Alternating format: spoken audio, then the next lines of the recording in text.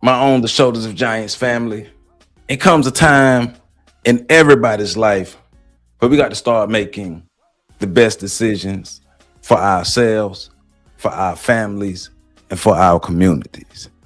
And in making those best decisions for ourselves, our families, and our communities, we want to make sure that we inform ourselves properly. We want to make sure that we inform ourselves to a certain degree that in the decisions that we make or in the decisions that we use to pick those who are going to lead our community, they're not emotional decisions. They're not popular decisions. They're not decisions just based off of, well, I heard this name and I heard this name and I saw this person here and I saw this person there. It's based off of, I did my research and I see that this candidate has our best interest at hand. It's just not just somebody who's running for office or just a popularity contest. We're talking politics today. I do talk politics a lot on this channel, and today's political conversation or this interview is going to be a bit different because I am talking to someone who I believe has my city's best interest. We met doing community work. We met out in the community doing community work years ago. She has poured her heart and her soul into this community. As a matter of fact, she's a part of the Hill family.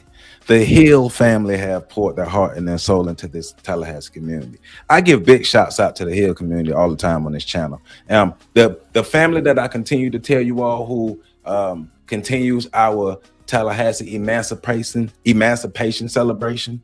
The family who continues to make sure that that legacy is continuing in Tallahassee. We have a member of that family. So my guest is Tifany T. Hill, and one of my good friends, and she's actually a candidate for Tallahassee City Commission seat 5. She's a veteran, she's an advocate, and she's a servant leader.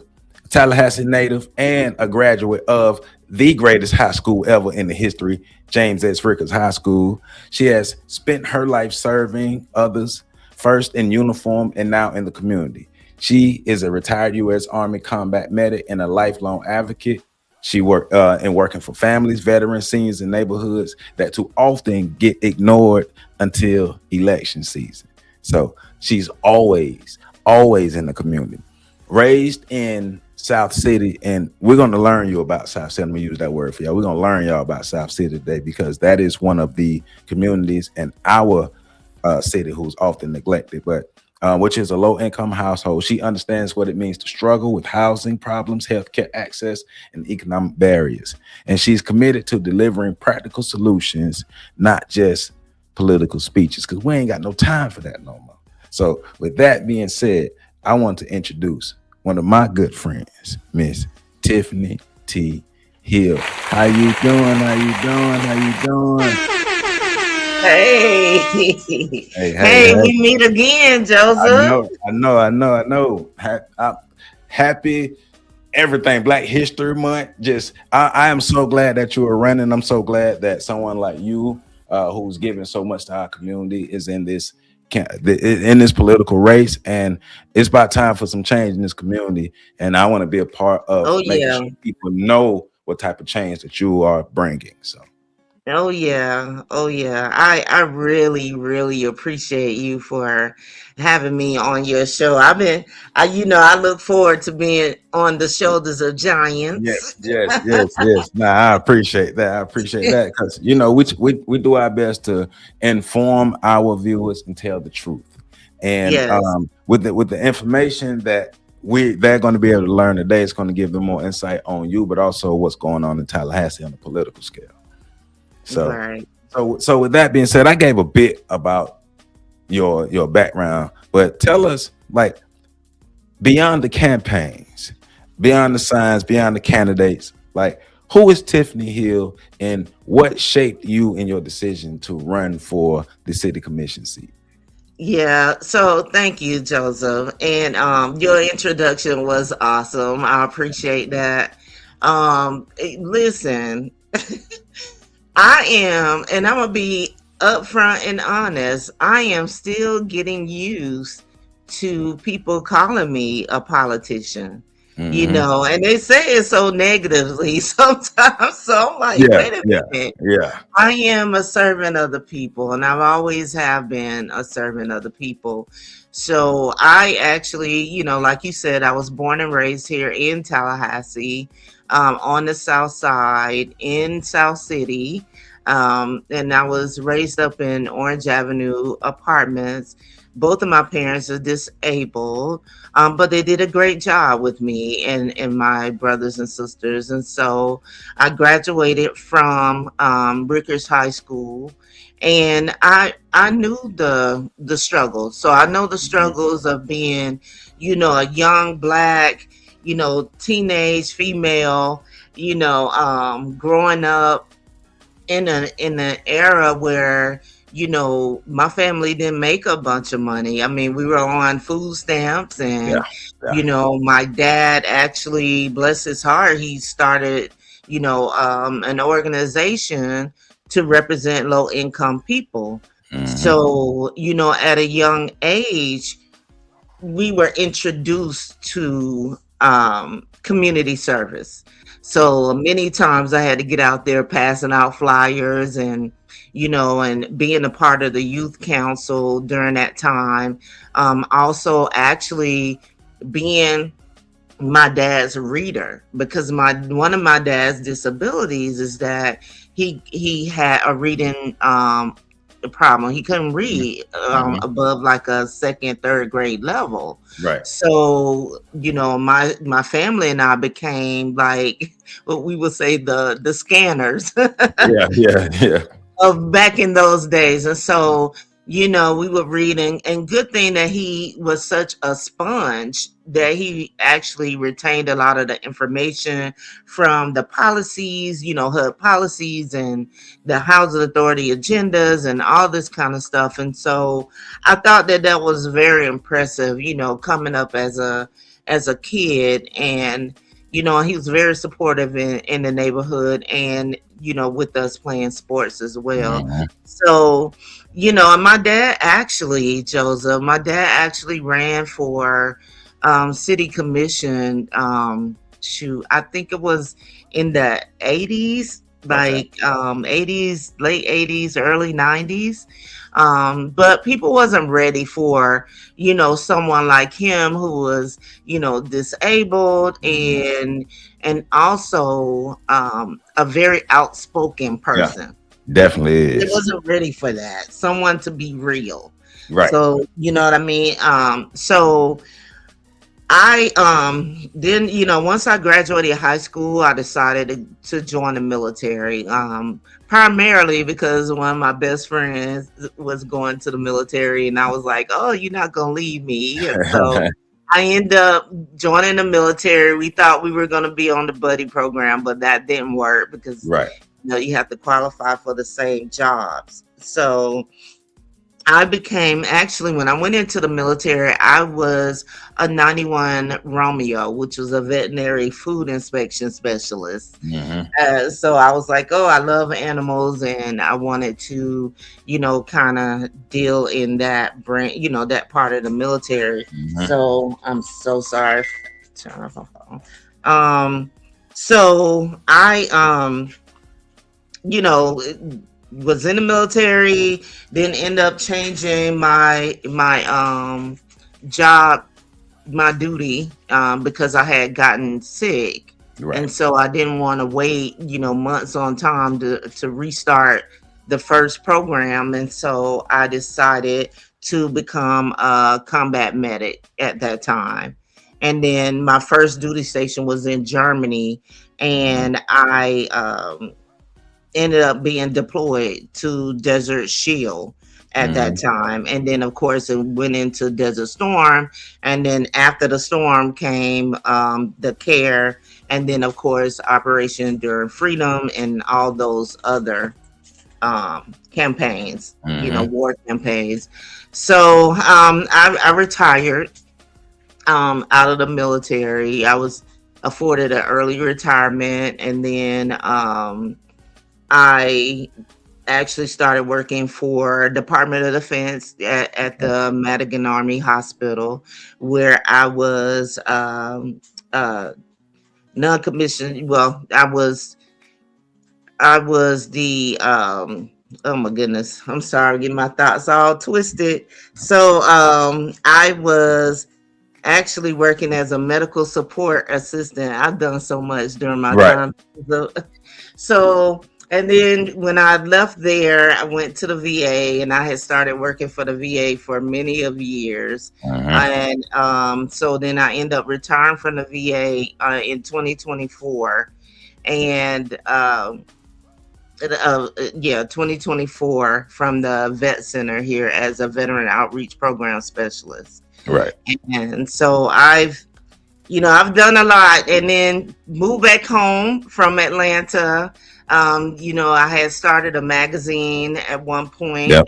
when I modeled, and then I went into, um, and then I started doing a lot of stuff out in the community because, especially during the time when Orange Avenue was going through redevelopment. Mm-hmm. So that whole process was really something that was near and dear to my heart. And I beat the pavement, had boots on the ground, knocking on Right. people's doors, fighting for that cause. I remember when I first started working in the community, some of those meetings I would attend. It was a good number of meetings that you and your father and your brother gave. Hmm. That you all would be at the meetings, and it would either be in South City or in Joe Louis. Hmm. Yeah, and so that's some of my earliest memories. And then when you talked about the magazine, I remember your magazine. I remember when you had everything going there, and how you were helping other people with their magazines, and just spreading your love and all of your expertise throughout Tallahassee. So now, yeah, you and your family. Where my applause? You and your family. Yeah, yes. Now, and like I said, I talk about the emancipation celebrations and things all the time, because I'm constantly trying to spread that about Tallahassee, because people are constantly trying to convince us that and it's nothing against Juneteenth. We should celebrate Juneteenth, but they try to make it exclusive for Black people. And it's like, we try to let you know, if we're gonna celebrate Black history, we're gonna celebrate it all. And we need to know all the stories. And just like people celebrate Juneteenth, we celebrate emancipation here, because it's basically the same thing. It happened literally a month earlier. Right, right. And you know what? We are actually planning for that right now. Yeah.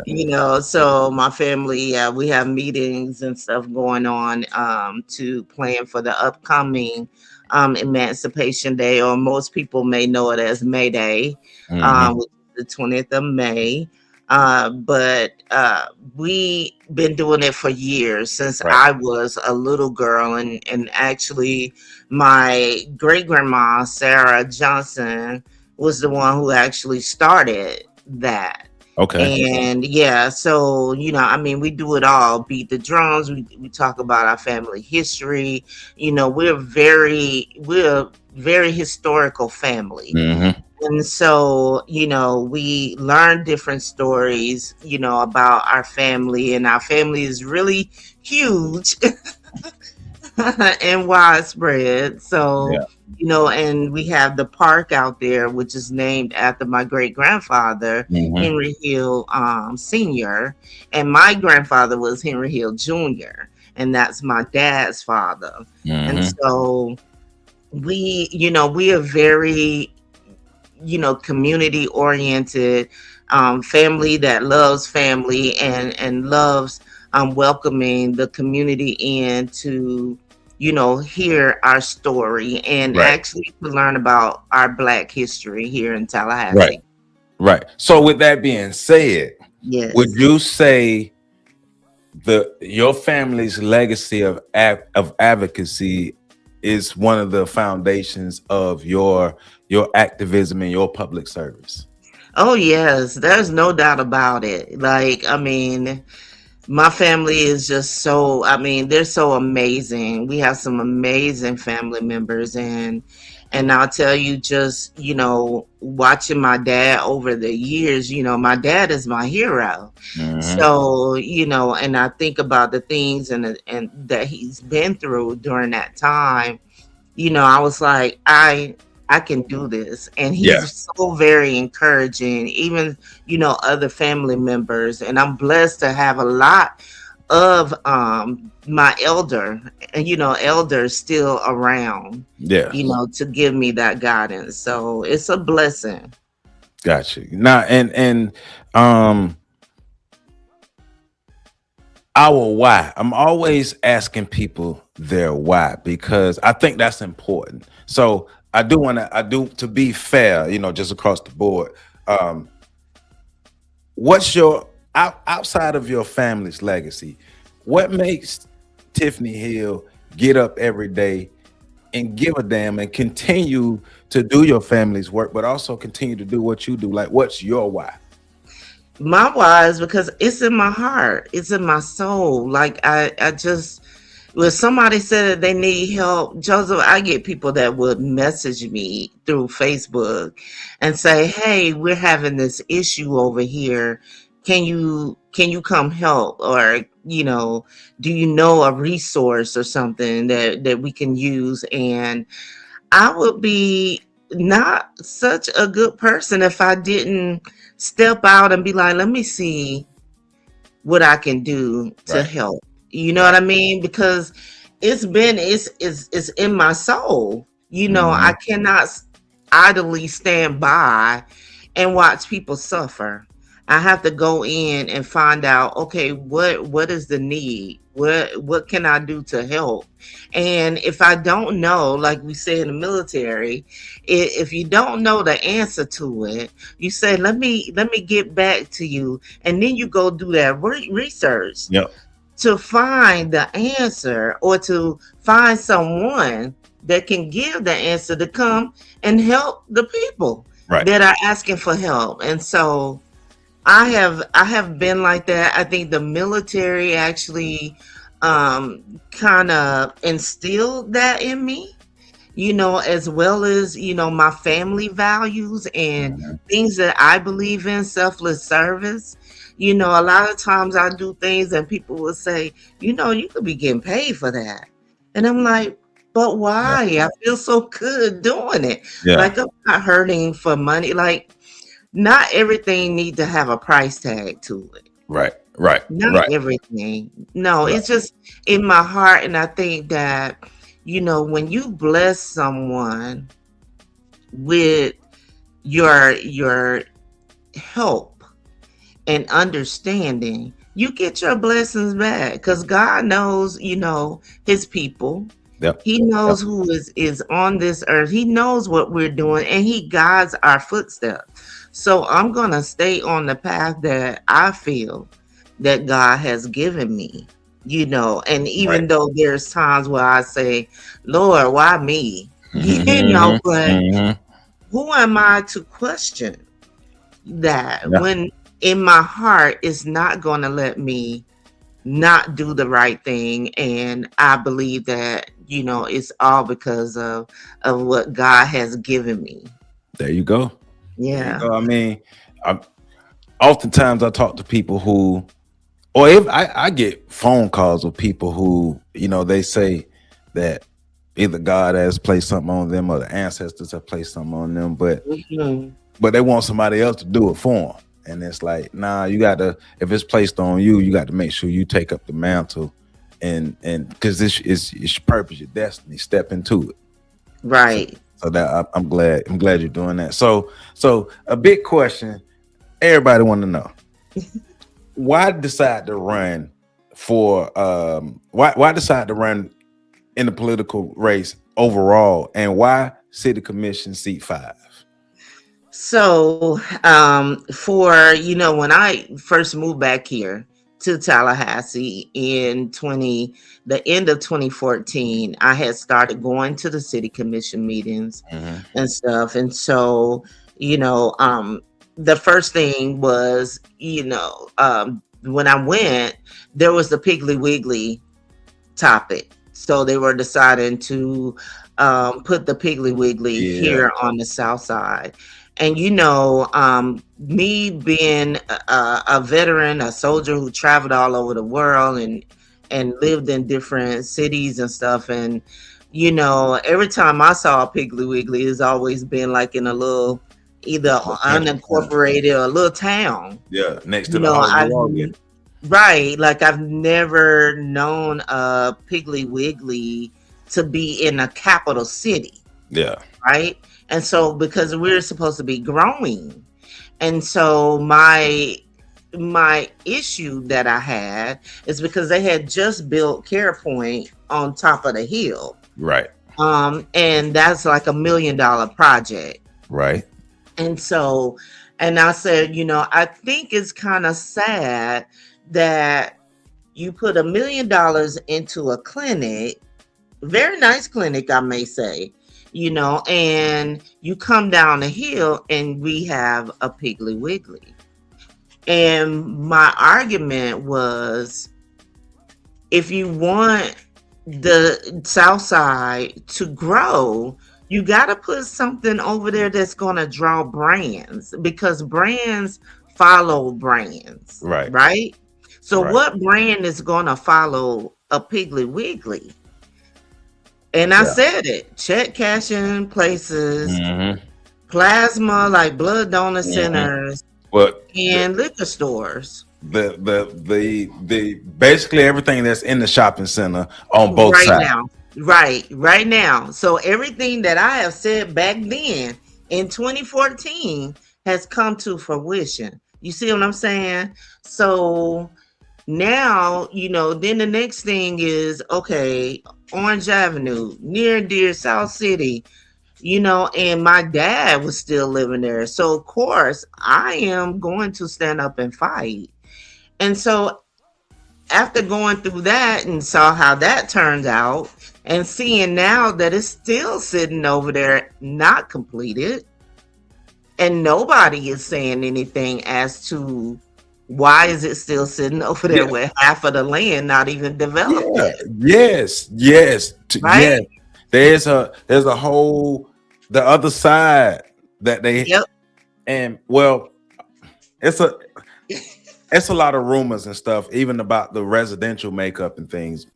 So Right. And so Joseph, so with all of that, so that went to the wayside. They did whatever they wanted to do with it. And that's why I ended up, behind the scenes, going outside of the city, even the state, and found lawyers that were able to come in and help represent my dad's organization, yeah. to tell them, hey, you guys are violating, or you have violated the Civil Rights Act, when you cannot move a minority group of people and place them back into a predominantly minority area. That is against the law. And so and that hurt me, because a lot of us were really like, we grew up there, and I knew that there was history there, Yeah. right? So I found out later last year that the apartments were qualified for national registry. Mm. Not local, not just state, They could have been saved. national registry, but we was not told that. Well, okay, so that's my thing. So I'm glad we're having this conversation, because this is a question that I've had for Southside residents for a while, South City people, Ricketts people, like all of our people, because my idea, like I worked on Orange Avenue, the health department on Orange Avenue. I worked in that building for like 8 years. Right. And then even when I moved over to neighborhood medical center, still working out of that building for another 7 years. So my pretty much my professional career been based on Orange Avenue. So I used to go out and I used to look first. I used to look at NIMS and be like, dang, if black people gave this much care about NIMS, it could be better. And then we saw Benny Bolden come in. And then we saw people start giving the care a bit better. And then we saw NIMS turn from the school that has the horrible reputation to what it is now, something a whole lot better. So I'm like, okay, can we continue that? Because we could take it piece by piece, because Orange Avenue could have been ours by now. Right. And even in that, like, I wish the people would have got together and done like a lot of the research and everything to be able to save the original, because you could have saved the original, upgraded them, and still be able to have a place.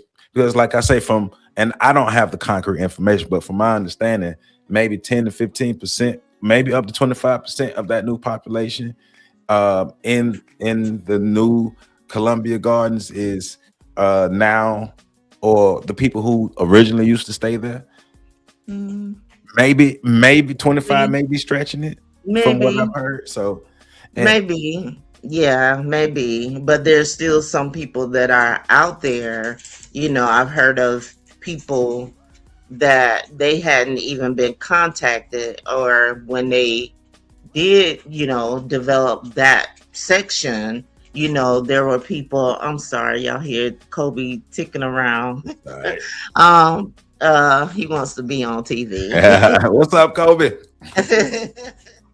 So yeah, so some of them were having problems getting back in there, Right. and so a lot of, with the agreement that was made, it kind of went by the wayside in a sense. So I think the agreement will be looked at again, Right. to see if everything was totally followed. Because I mean, you may not know this, Joseph, but in the agreement it actually says that they agreed to put 10 units back over there that are mixed with 4 and 5 bedrooms.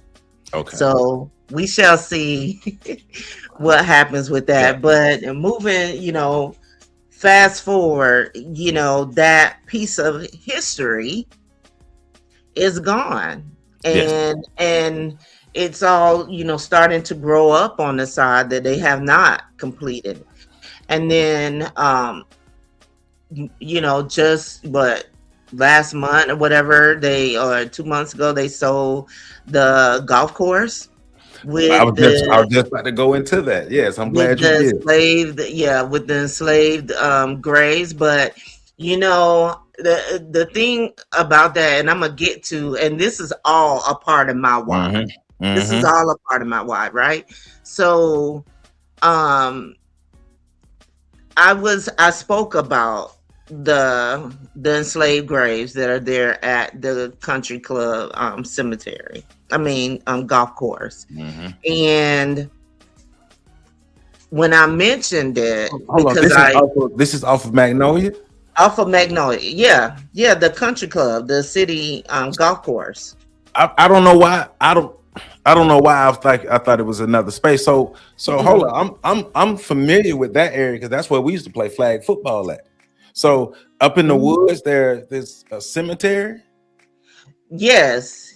Off of, actually, they found bodies, like graves, off of the seventh hole.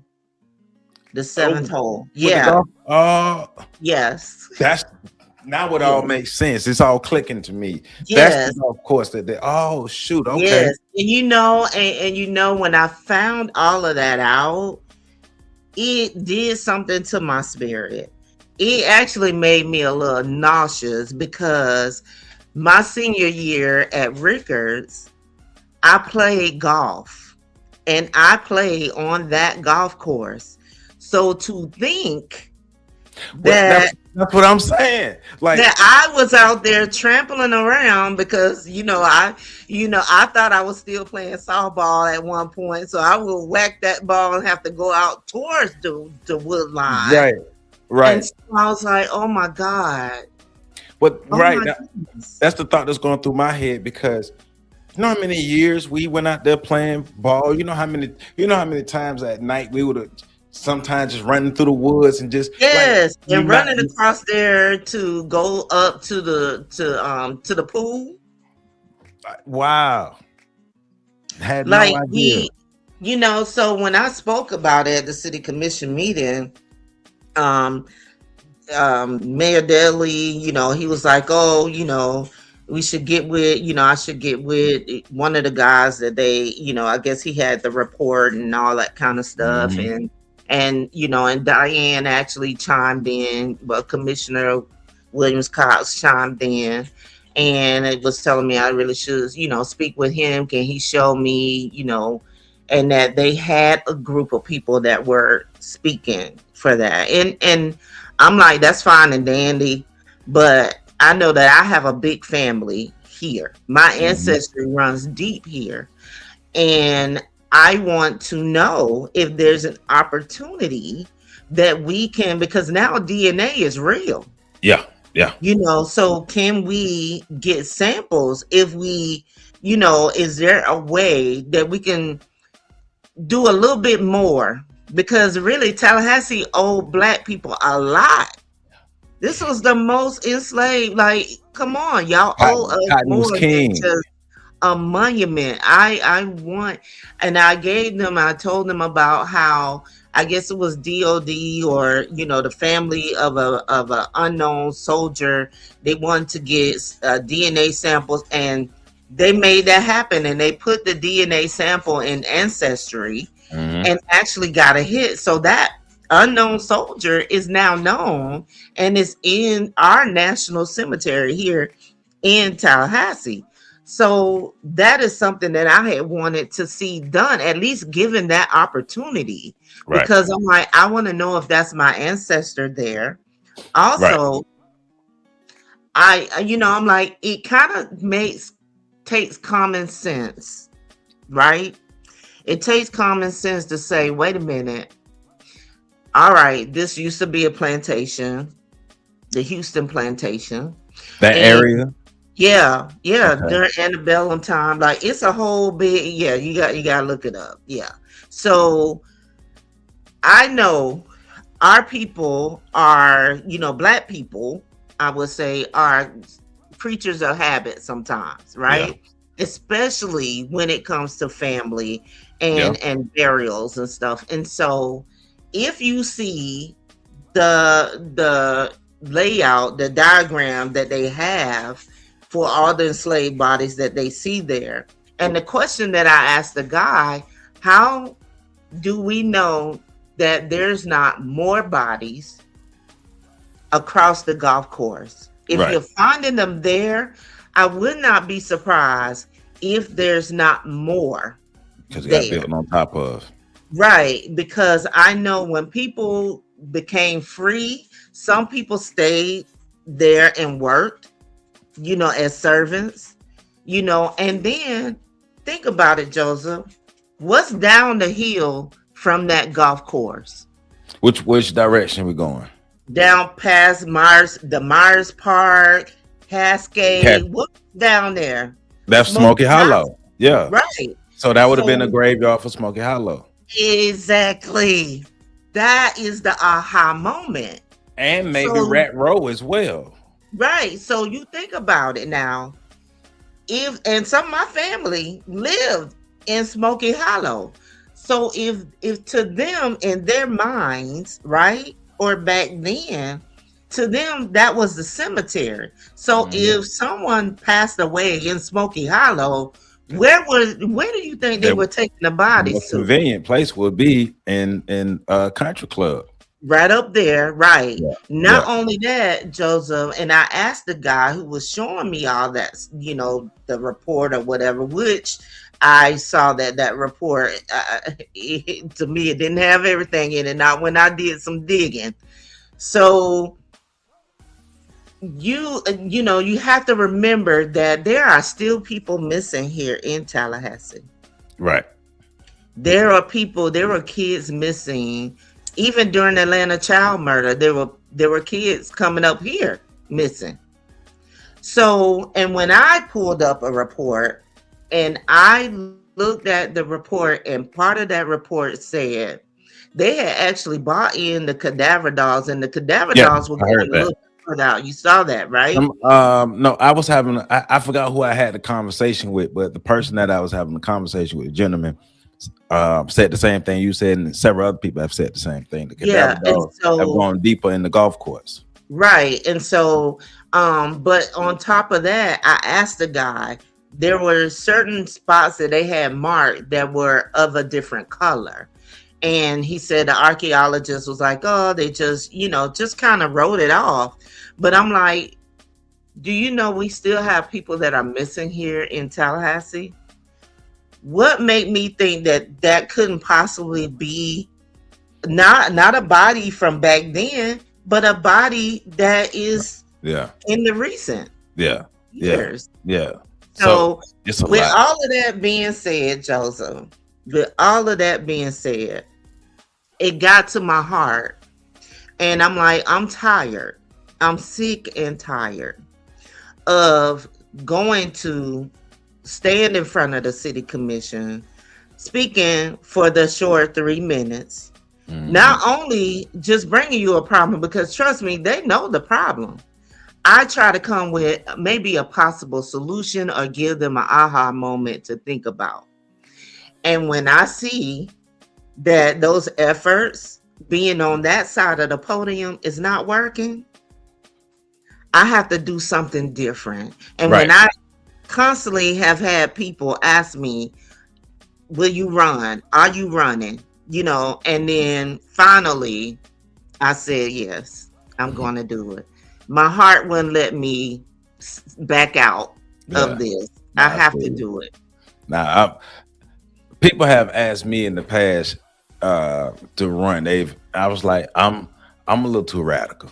I'm a little too. I wouldn't last. I'm gonna tell the truth. I'm gonna Yes. say I'm gonna be too upfront, and so you need somebody who's gonna be a lot more tactical in that. So I'll back that person up. But right now, no, I'm a little too radical for that right now.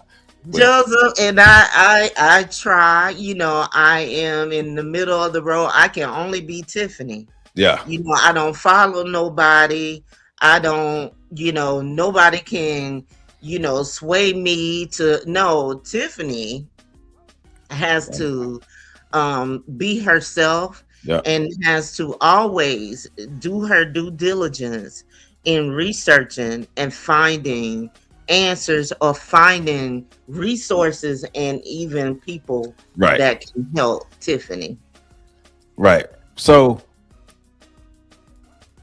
basically, a lot of the issues that I hear in Tallahassee and grievances I have as well. For one, we don't believe that our government cares about the people. We believe that the government care about their friends and they little groups and their Click. cliques and stuff. Because Tallahassee is a very clique city. So if you're not a part of the group, you're not in the club, you're going to be left out. And Mhm. we see it like they tell us that okay, we're going to allocate $10 million to renovate the South Side.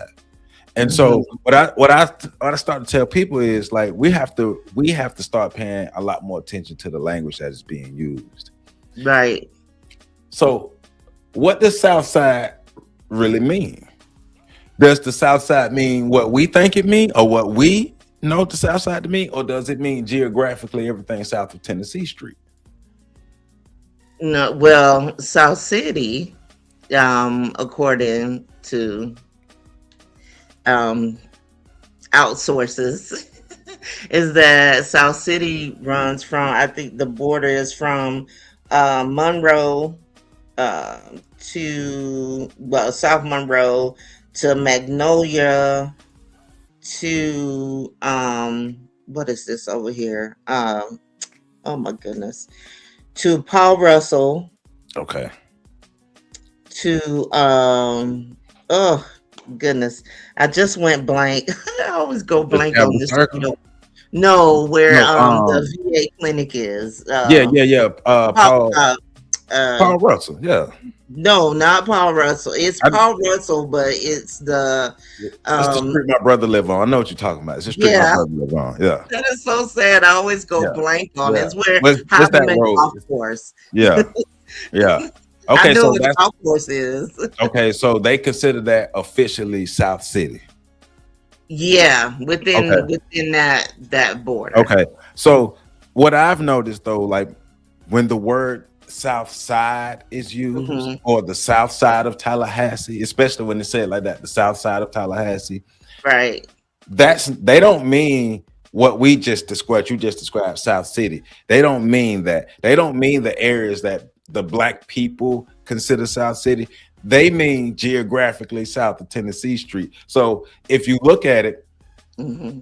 areas that are geographically south of Tennessee Street, that is geographically on the south side, are being improved. But the south side, where black people actually live and what we consider the south side, has not changed since I was born.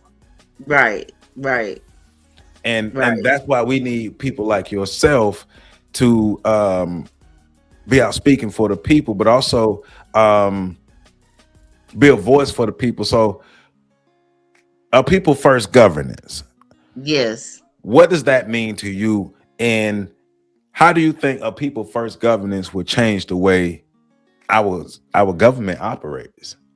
Well, what we as myself and my other fellow veterans would say, we are not just a number. We don't want to be just a number, Right. right?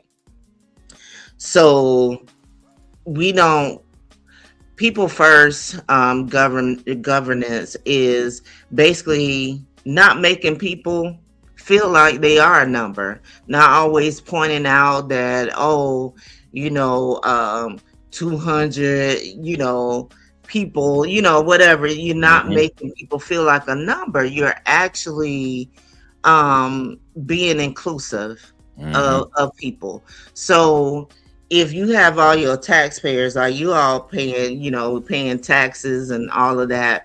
Why wouldn't you consider what the people have to say, what Yeah. their inputs are? So for me, you know, even when I was, I had soldiers. So for my soldiers, I would make them feel like, okay, I know it's 10 of y'all, right? But I would say, this is a problem that we have. How can we, as a group, because there's no I in team, there's no I here. It takes, a group of people to really come together and find a solution, a possible solution to a problem, especially Right. in their community. Because I could go on the north side and, let's say, have a town hall meeting, and I can hear their concerns and their issues, right? But then I could come back down on the south end and hear maybe different issues. Yeah, it's gonna But be different. however, those issues that the south side may be having or that they don't have may be a solution to the people in the north side, right? But if you don't get out there and start listening to the people, we have some very smart and intelligent, innovative, creative people here in Tallahassee. Why wouldn't I go out and be that people person Well, and getting their feedback on yeah. stuff that I know that is on the agenda, so that I can hear from them firsthand and not make them feel like they have to come downtown to talk to me for 3 minutes or try to prove a point, when I could go into the community to hear all of their concerns and also make them come with solutions, Well, come with possible solutions. Let's do this together. And yeah. that's gonna make a difference. Do you know how many people would feel so good that they are able to really sit down with the people that they actually put in those seats and make suggestions and present things to them and say, hey, I know that you're going to sell the hospital, or this is going on, or this is what we need. We need specialty services, right? Yeah. Yeah. And I would say, okay, so how does that look for you all? How can we build this? And then we go to work. We do charrettes, we do workshops and say, okay, if this was your hospital, how would you have set this up? Tell me. And then we take all of that from all ends of the city. We bring everybody ideas and say, look, we're going to have one big city charrette. This is all we got. This is the ideas that we got. Let's see how we can pull it together and make it for the greater good of all the people in the city. And that is also gonna let people see that it is not easy making decisions. You're not gonna please everybody. Nah. But guess what, Joseph? You made the people be the center of the decision, right? It's a two-way street. Right. You made the people feel like they're the center. So guess what? You're not going to start having you may not have the crowds that you would have to come down to the city hall for a once a month meeting. Mm-hmm. People are going to start feeling like they can trust you. And that's what you want. You want to be a great leader. A great leader leads from the front. They lead from the front. And they look at all aspects of a strategy. They look at everything, every end of it. You have to look at the good, the bad, the ugly, and be able to take in other people's ideas and concepts and say, let's see how this works. How can we make it work? Right. Yeah. Now I'm with it, because like I said, politics is a two-way street. But I do believe as a community we have our own civic duty and civic responsibility. Yes. For one, we must educate ourselves on civics, what it is, politics, up and down, how to engage all these things. Two, I think we need to recognize how powerful our voice is. Right. If we don't vote for you, you don't win. Right. It's really that simple. We don't have to vote for you, but then getting people to realize you have to earn my vote. Right. That's how it works. And you are so right. Like, and I really want people to understand that you vote these people in because of what they say on their campaign, and they, and there are some people who are like, they just making campaign promises. So over time, when you put somebody in there and they start flip-flopping on you, that's what you get. And you're like, so when a good person that's trying to run, that may not be as popular as somebody else or whatever, or may not be your typical Republican, Mm-hmm. May not look a certain way or dress a certain way, they start being like, already condemning you, you know what I mean, without giving you an opportunity. But do you really want to keep the same person in that seat? Right. If we're not getting any progress. I mean, but to me, at the end of the day, it's just come down to real common sense. But also, I think it comes down to, once again, use the word give a damn. Like, how many people in our community, on one hand, they're complaining about what's going on, but do they really care about making the change? Are they comfortable enough in their position to just complain about it and then go along with the status quo and keep voting the same people in? Well, Joseph, I mean, what I've learned, and especially when I went through the Orange Avenue stuff, what I've learned is that some people are afraid. Like, they are afraid to speak out because they feel like they are going to be retaliated against, or somebody's not going to want to do business with them anymore. because they are they really want to support this person, right? The clicks. And it's sad. It's Mhm. sad that people have to feel that way. I mean, for me, if I'm with you, I'm with you. You know, if I'm gonna support you, I'm gonna support you. I'm gonna ride or die. You know, I'm that person that is going to go against the grain. I'm going to question everything. Yeah, yeah, You yeah, know, because I want to make sure if we're gonna do this, I want to make sure that the people of this city is at least gonna get bang for their bucks. yeah, At yeah. least gonna get bang for their bucks.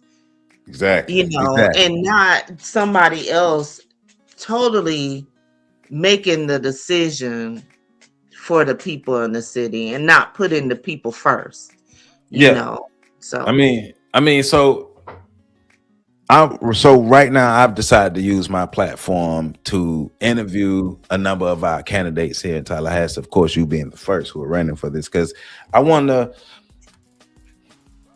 I want for the one of the main reasons I want my people to be more informed, but I want my people to have a better understanding of how to engage in politics and being fair, giving everybody a chance to come up and speak their piece and mhm, tell us why we should vote for them, tell us what they're doing for the community, tell us what they've been doing for the community, tell us what's yeah, going on in the community, because we deserve to know, and we deserve to be able to ask questions, especially for somebody who's going to be representing us. So right. transparency and accountability. um Mhm. how would you help the city commission meetings and decisions, well, the meetings and the decisions, how would you help them become to a space where more accountability and more transparency is afforded to the people who voted in the city commission? Well, like I said, you know, being out in the community, first of all, you need to be in the community. And you need to be open and honest. Like if you make a mistake, you need to just say, admit that you made a mistake. Because Mhm.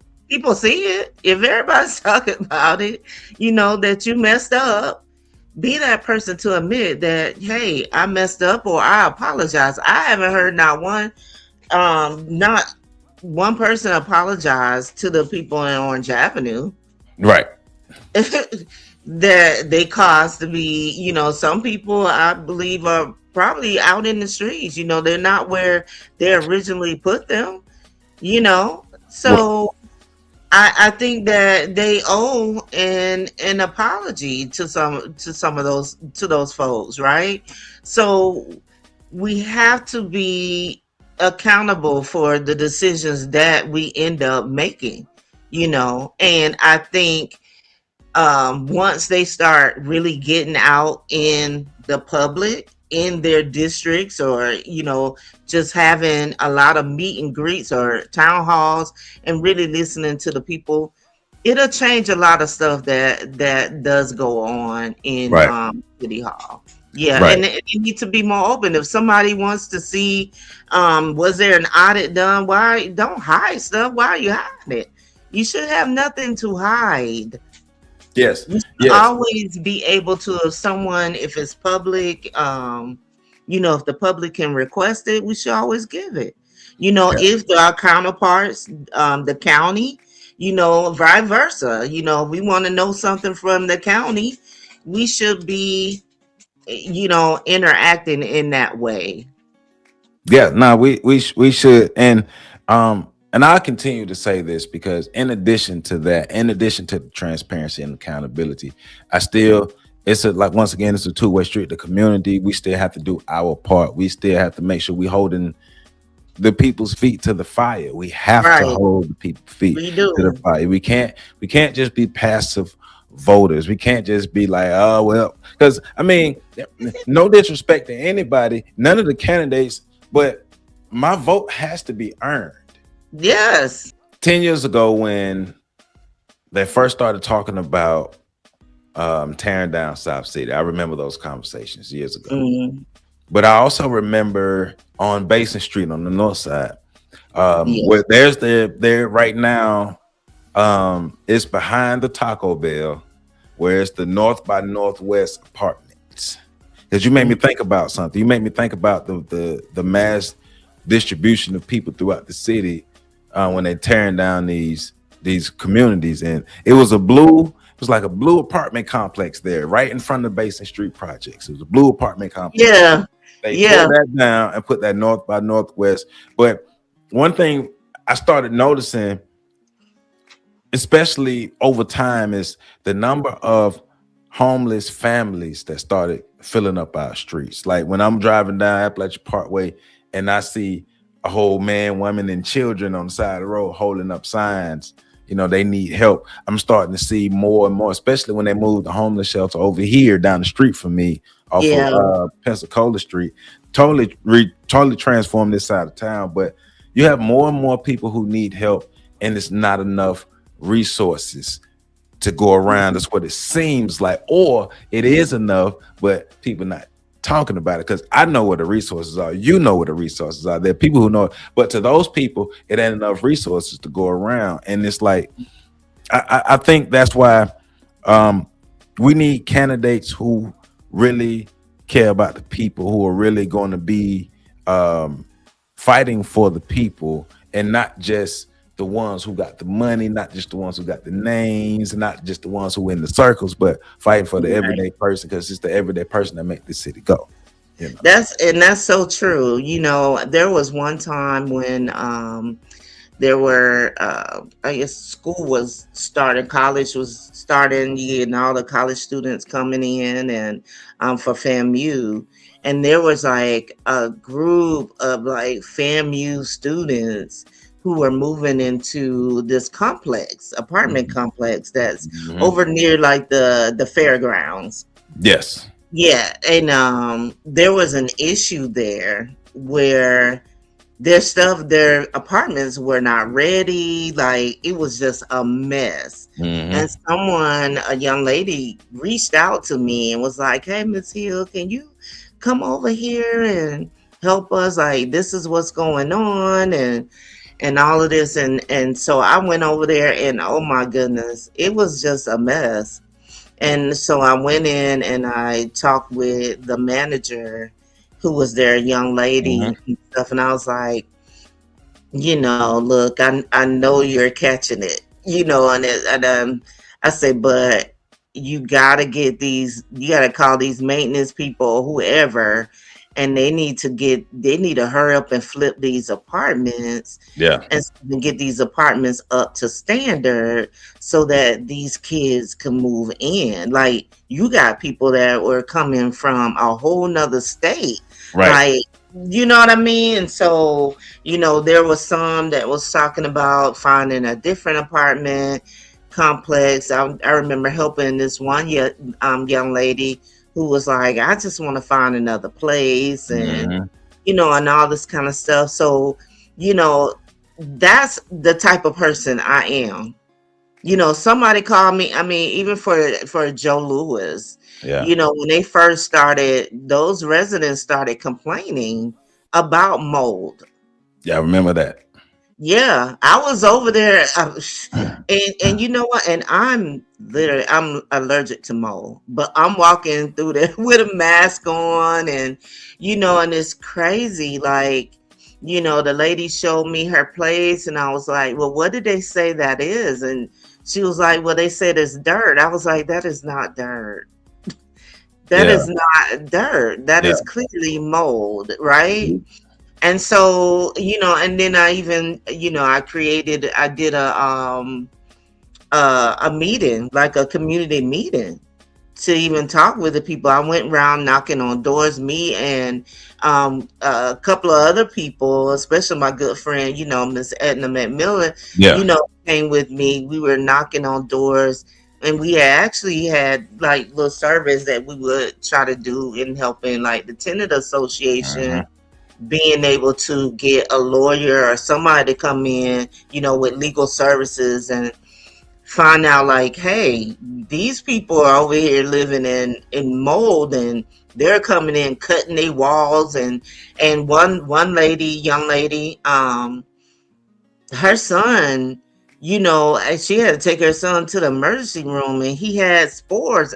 It was just crazy. Like he couldn't even live with his own mama. Yeah. You know what I mean? And so it took them a while to even move some of those people. But at the same time, now, there's talks about them, tearing down, Joe Yep. Lewis apartment and stuff. So, I just think that if they would have listened to people prior, Mm. when the people first started complaining, you know what I mean? But then there's some people that they would complain, like you said, they would complain, but then they would not come forward, and Yeah. that's because they felt like they were retaliated, being retaliated against, and or some of them were having some financial problems or what have you, and they, some people were behind, and so those type of things, Yeah. it's Yeah. like it doesn't matter, if you need to speak up about something, you should be able to speak up about it and not feel like you're going to be retaliated against. And Exactly. I'm here to tell you, if someone retaliates against you, that is illegal. Like you can Stand up fight. for yourself. Yeah, you have a right to speak up, like, especially when it comes to, that type of stuff. So that's why, in my platform, I talk about affordable housing and tenant protection, because people don't feel protected if they come out and speak, about what's going on in their complex. Yeah, no, um as a matter of fact, speaking of that, that's something my mom is going through now. My mom been raising, and I'm gonna say it like this, but in the best way, not like she been standing up for herself and others and raising hell in her complex. Because as of right now, Mhm. in her complex, mold is taking over her back. She's living with me right now because Mm, mold is taking over her bathroom, and they fake fixed it. So we're talking about a molded bathroom. Like mold has grown in the toilet yeah, in a disabled complex, and they keep pushing it off. They don't want to do nothing about it. They keep acting like they fixed it and all these things. And it's like the my mom is a very, very, very vocal person. She's one of the few who will actually stand up for herself, right? And mhm, and then she got like sons like me and my brother and stuff. So right. so I'm of course she ain't really let the leash off me already, let me go rogue like I want to. But but it's like I've watched my mom not only stand up for herself but other people within a disabled complex, like really Mm, fighting for people's like basic civil and human rights. But right, I've spent my whole life watching the average everyday person get stepped on, get looked over, right. get walked over, get left out, get forgotten, and it's high time for us to rethink how we engage in politics. If we're Yes. going to continue to give our votes, the question is, what you gonna do for these votes? Right, right. So here's the thing, like, I lived in Veterans Village when I moved back to Tallahassee because I had no job. Hmm. And people think that you could just transfer from one VA to the next. No, you still have to apply and you still have to wait, Yeah. to get that interview and to get that job back, right? So I lived in Veterans Village, and then I actually got hired through Goodwill. So Goodwill hired me Hmm. to be a part of their residential department.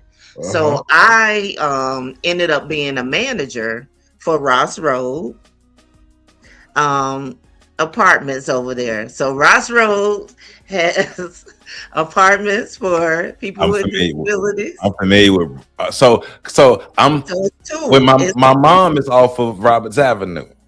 okay. Okay. Yeah. Okay. I know what you're talking about. Yeah. So yeah, I'm familiar with. We lived off of Ross Road like in Mhm. '98 because we moved there over Roberts Avenue in '94. Okay. In '98, we had a freak accident with the hot water heater. Our house burnt down, our apartment burnt down Mm. rather. Then we had to go stay on Ross Road for like a year or something. We moved back to Roberts Avenue, but Guild Mayberry Village on Roberts Avenue is what I'm talking about, basically. Yeah. So I was the manager for the two complexes over there on Ross Road for a short period of time till my VA job came back Hmm. up. But and I did have, there was one lady in the other apartments. They're more like white and they're Yeah, all yeah, cinder block yep, buildings. yep, yep. Yeah, and so they had a very bad mold problem started. I mean, it was going rampant, and so we had to. I was like, we gotta move her out of there. Like, she cannot stay there. And so, but it takes a lot to treat that. Especially when you have those cinder blocks Yep. buildings and stuff. And then, we had to call somebody to seal stuff up and, clean it out real good. And it takes a lot. But we did it. We did it. And then it's education on top of that, telling people that, to prevent it, to help prevent it, here are the things that you need to do Yeah. and stuff. And so, with that, that's what I'm talking about. Like, how can I be different from what's there now? The big difference is being the person that I am, the person that will come into your community, the person that will help you find resources, the person that believes in educating the city, the tenants, and the residents of Tallahassee, the person who is open to new and creative, innovative ideas, the person who will listen, the person who will go against a grain to fight for the people here in Tallahassee. Yeah. Yeah. That's what I Mhm. mean. That's what we need. We need a true fighter in Tallahassee. And that's one of the reasons why I wanted to invite you up to give your voice, give your tell us about your plan, your campaign, why you want to run, the story behind everything. Like I say, I want to open this up for a lot of our candidates this year so we can Mhm. learn more about them and what their thoughts is, their angles toward the community. But the simple message for everybody is what y'all gonna do for these votes, you know. Right, And, right. and I want the viewers to start thinking like that, please. Yes. What do you want? In a leader, in your city commissioner. What are your expectations? And even going on interviews, right? Because to me, this is like a whole interview process to Mhm. me because it takes the people of this city to vote me in Right. to build up a trust for me that I'm going to do the job that they are hoping that I do, and to keep whatever I say that I'm going to do. If I say I'm going to fight, they expect me to fight all the way through. And that's what I'm going to do. They don't want someone to get in there and then start fading away. You gotta, I want us to be one Tallahassee. Like, Yeah. I'm not gonna fully make a decision without the input of the citizens here. Yeah. Yeah. I, Yeah. I, I can't, I can't do that, Joseph. I have to find out what's going on in these communities because for one, well, I'm nosy. I want to know. There you So go. There you go. There you go. I want to No. know what's happening. I want you all to be able to call me in and say, hey, this is what's going on. Can you help us? I don't always want you to have to feel like you got to come down to city hall to talk to me. You got a business, call me and say, hey, Hill, Tiffany, we want you to, can you come down here? I want to show you something. Sure. I'm not afraid to go anywhere. Yeah. I'm not afraid. I fought for this country. There I you fought go. for this country and I went through hell and high water. Okay. So I will do that just as I have been doing There you go. already here in Tallahassee. So, campaign theme is I am not a career politician. I'm a servant leader. Tallahassee deserves leadership that listens, shows up, and delivers results so every resident feels seen, supported, and heard. And And that is her. Tiffany Hill, right? That is Yes, Tiffany Hill. that So, is me with so one F. there you go. There you go. And doctor. Yes, yes, yes, yes, yes, yes, yes, yes. Recently. Just recently, Yeah. yes, I tell you, I'm Congratulations. I'm so humbled, and I'm having an So, event. so for those who don't know, tell them about your accomplishment for those who don't know. Oh yeah. So I am going to be receiving an honorary doctorate degree from in humanitarianism. So, and that's from the Global Alliance University There you and go. Advocate University. So that's what it is. And it's a veterans um, program. And so I was honored to be selected as a person that has done great things, and they've seen me and watched me, and so now they want to honor me with a doctorate degree. And so that ceremony will happen on the 28th of this month, so next Saturday, Yes. the 28th at 6:30. We'll start seating people at the Holiday Inn here on Appalachia Parkway by Panera Bread. Everybody Hmm. know where Panera is. Hmm. um, and so everybody is welcome. I will give my speech and, probably reiterate some of the things that we've talked about here, Joseph. Hmm. And I just want people to feel welcome and come and partake in my moment. There you And it's go. going to be a nice ceremony from what I'm told. And I'm just really excited, to have this happen at such a moment, right? Right. So I'm just really excited, and also I have been selected to represent my city and state in a bald and beautiful pageant Okay. that will be happening next month in Maryland. So I have to fly to Maryland for a hot minute. Hey. If Hey. I could All bring back good. us a crown, people. Right. Right. Right. Right. Right. Right. Let's do it. Let's do it. Well, congratulations. Thank, Congratulations. thank Congratulations on you, thank you, thank everything, all you. the accomplishments. Because I mean, I'm always preaching that I'm not asking people to put their capes on. I'm not asking people to be Superman, Superwoman, superheroes, anything. I'm just asking people to think about their their gifts, their abilities, their skills, and use that to give back to the community in your way. Like Yeah, we're all on the same team, and we're not looking for everybody to play the same position.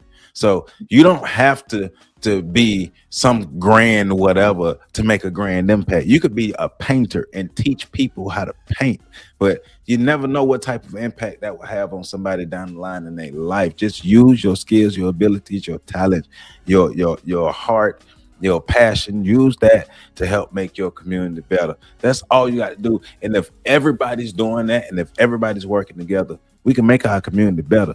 This thing is not hard. Well, the hard part is throwing off the mental conditioning and getting to the work. That's the hard part. right, So right. You're so right. And I almost forgot. I am the editor for Steel and Grace, Women's Veteran Magazine. okay. So, which is near and dear to my heart. The new issue is actually coming out next month. So, and actually, I'm on the cover of that. So, Good. people will be able to even read more of my story. And Joseph, I just really appreciate you for giving me a platform to, kind of share, really like who I am. And Hmm. you've done that before. It's been years ago, Yep. but I mean, we circle back and we're talking about some of the same things that Yep. we talked about then. And it's so amazing to see how things come full Right. circle. But Right.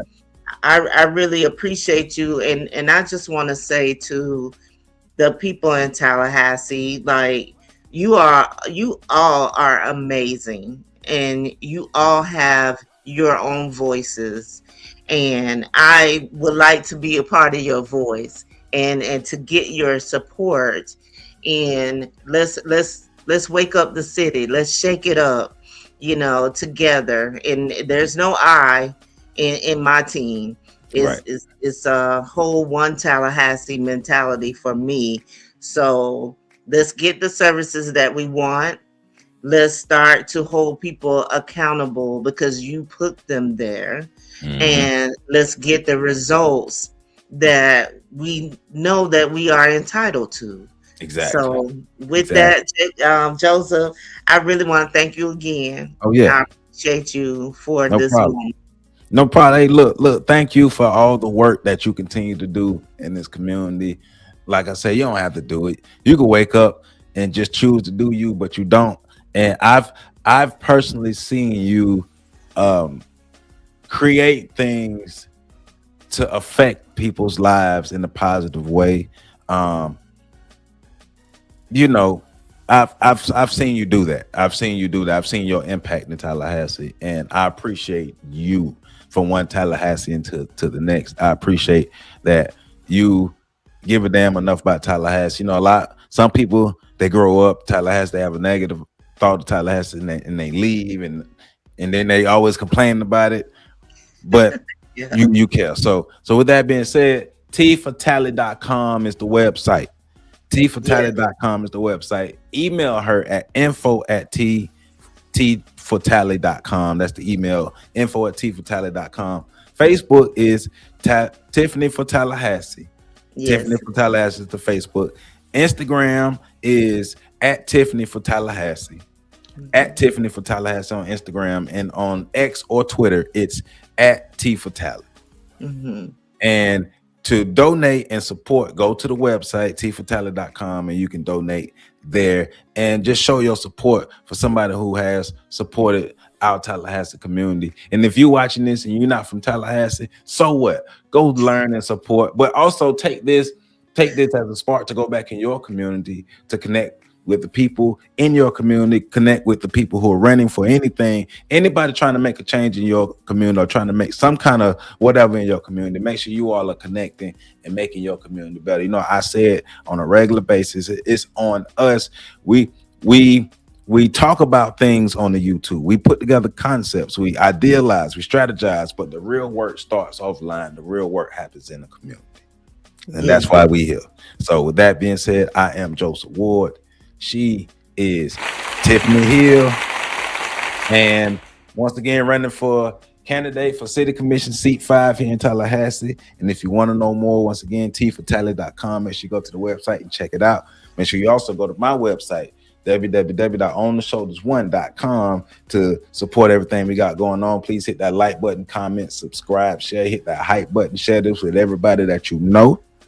All of that, because we ain't gonna stop. YouTube be shadow banning because we be telling the truth, but we don't care. We gonna keep telling the truth over here. So all that means is you all continue to support, because we gonna do what we do, how we do, when we do, what we do. All right. So with that being said, once again, Joseph Ward, Tifany Hill, and we about making our community better. And if you're not, you need to get on the good foot. We see y'all later.